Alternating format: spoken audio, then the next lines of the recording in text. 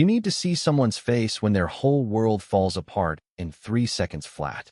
That's exactly what happened the morning our neighborhood authority, the same woman who'd made our lives hell for months, finally realized she'd picked a fight with the wrong folks. I'm talking about Chloe Foster, the clipboard queen, always showing up with a new set of rules, a stack of official-looking papers, and a face that just screamed, "I run this place." And believe me, she did for a while. Until my wife Megan calmly handed her an envelope that, well, ended the game for good. But I'm getting ahead of myself. Buckle up, because this story's about to get wild. Let me back up a sec because 6 months ago, Megan and I thought we'd hit the jackpot. Early retirement, a log cabin nestled in the Colorado pines. Mountain air, so clean you feel it in your bones. I'd spent decades chasing corruption stories as a journalist, always on the move, never home for dinner. Megan? She was a property lawyer who could spot a crooked deed from a mile away. We scrimped and saved for that cabin, and for 3 blissful weeks, it felt like we'd finally bought our peace.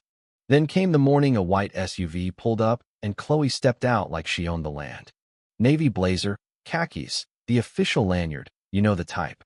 She introduced herself as head of the Mountain Community Standards Board, which, turns out, is just HOA with extra attitude. She had forms, clipboards, a smile that said she'd already decided you were guilty. I let her do her little inspection speech, but years in newsrooms taught me to spot fake authority. Her ID looked almost real, but the font was off, and her department's name didn't match anything I'd ever heard. Megan noticed too.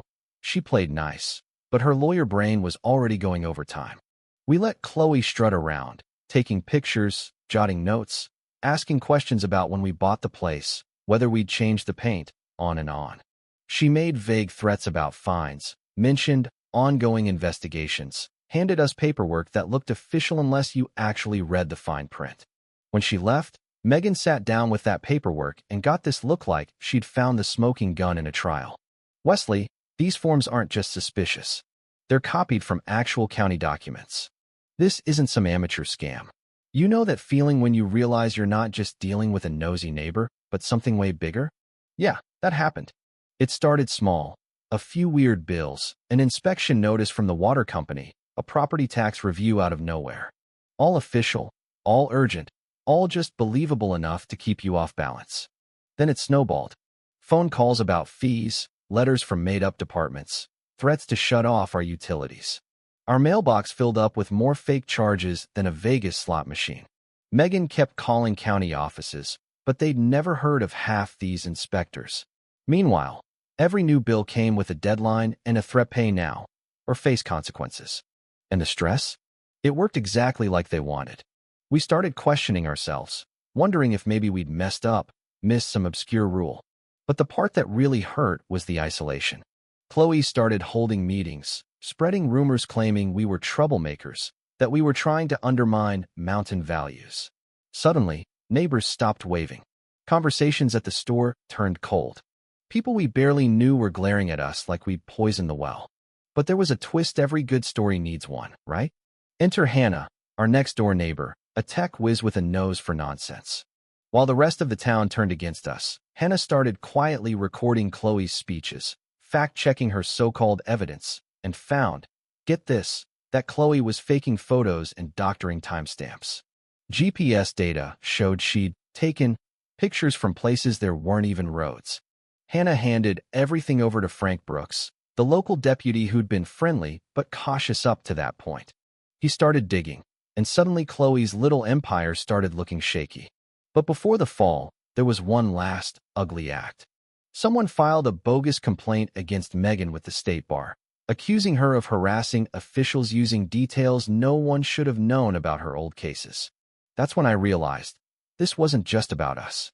Someone had been tracking us, targeting professionals who could expose corruption.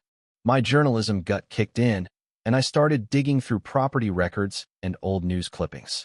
What I found made my blood run cold. This scam wasn't new. Families with backgrounds like ours had been hounded out of mountain towns all across Colorado. Properties would flip, always at a loss, always to the same shell companies. It was organized, systematic, and it had gone on for years. And who was behind it? Not just Chloe. Turns out, she was just the face. There was a bigger fish. County Commissioner Ray Donnelly. His name came up in a panicked phone call Chloe made right in front of me, screaming for backup when she started losing control. Megan, meanwhile, had quietly gone full lawyer mode and started working with federal agents. She'd recognized Ray's playbook from a case she'd beaten him on years before, costing him millions and, apparently, earning us a spot at the top of his enemies list. The day everything blew up, it felt like a showdown from an old western. Chloe rolled up with a whole posse, fake officials, county cars, clipboards everywhere. She was back in control, or so she thought, demanding access, making threats. Megan didn't flinch. She handed Chloe that manila envelope. Calm as you please. When Chloe opened it, you could almost see the gears grind to a halt. She went white as a ghost, her hands shaking so bad she dropped her clipboard. The look on her face when Megan told her it was a federal arrest warrant? Priceless. Suddenly, agents came out of hiding, real ones this time. Chloe's team tried to run, but it was too late. Frank Brooks was there, coordinating with the feds, making it official. Chloe, still trying to save herself, started spilling everything, naming Ray Donnelly as the mastermind. She even offered up evidence, bank records, emails, recordings.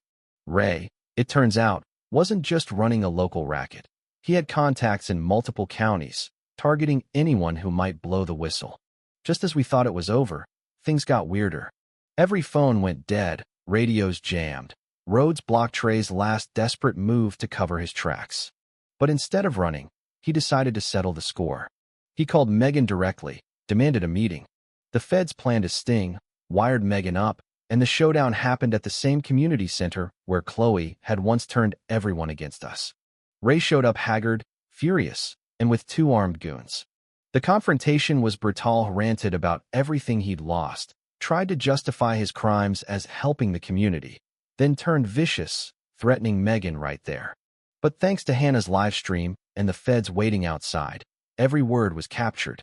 Ray confessed to everything on camera right before the agents stormed in and took him down. Even in cuffs, he tried to warn us, said there were more operations out there, more towns at risk. In the aftermath, our community came together like never before. People who'd shunned us apologized. Frank, now sheriff, started a regional task force. Hannah built a digital platform to warn other towns about scams like this. Megan, well, she became a consultant for federal investigators, helping protect rural communities all over the state.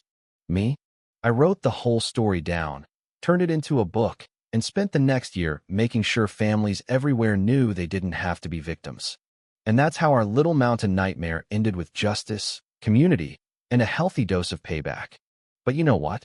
If you've ever had to fight corruption, or had your own run-in with a fake authority figure, drop your story in the comments. Because the only way we win is by sticking together. And who knows? Maybe the next family to move in won't have to fight this battle at all. That's how it ought to be.